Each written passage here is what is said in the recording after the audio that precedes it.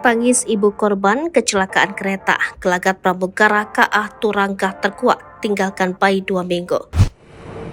Terkuak sosok Ardiansyah, pramugara KA Turangga. Ardiansyah menjadi korban meninggal tabrakan kereta api di Cicalengka, Kabupaten Bandung, Jumat 5 Januari 2024. Tangis ibunda Ardiansyah, Nunung Nurhayati pun pecah saat mengetahui anaknya meninggal dalam kecelakaan kereta api adu banteng tersebut. Nunung bersama Endang Kurnia menutup wajah dengan telapak tangan mereka. Kakak ipar Ardiansyah, Robi Zulfakor Nur, mengungkapkan gelagat tidak biasa adik iparnya sebelum tragedi kecelakaan tersebut. Robi menyebut tidak ada firasat yang dirasakan keluarga.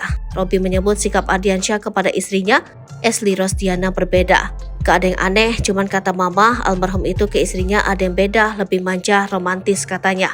Diketahui Ardiansyah meninggalkan kedua anaknya Faiza Khairul Gibran serta Brian. Robi menuturkan Ardiansyah seharusnya tiba di rumahnya Kampung Balai Kambang RT, Desa Sukamaju, Majalaya, Kabupaten Bandung hari ini setelah bertugas dari Surabaya. Ardiansyah bertugas di KA Turangga, jurusan Surabaya Bandung ketika tabrakan terjadi. KA Turangga bertabrakan dengan KA Bandung Raya, jurusan Padalarang Cicalengka, Jumat 5 Januari 2024 pagi. Alih-alih Ardiansyah pulang, keluarga malah mendapatkan kabar duka.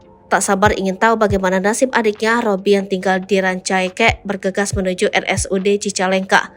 Meninggalnya Ardiansyah menyisakan luka dan duka mendalam bagi Robi, umumnya bagi keluarga.